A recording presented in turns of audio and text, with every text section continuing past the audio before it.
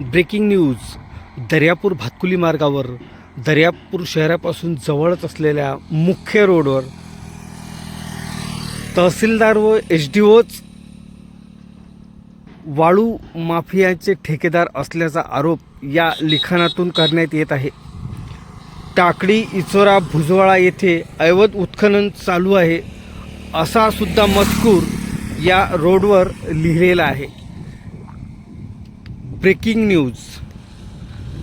दर्यापूर तालुक्यातील टाकळी इचोरा भुजवळा येथे अवैध उत्खनन चालू आहे असा मजकूर दर्यापूर भातकुली मार्गावर लिहिण्यात आला आहे.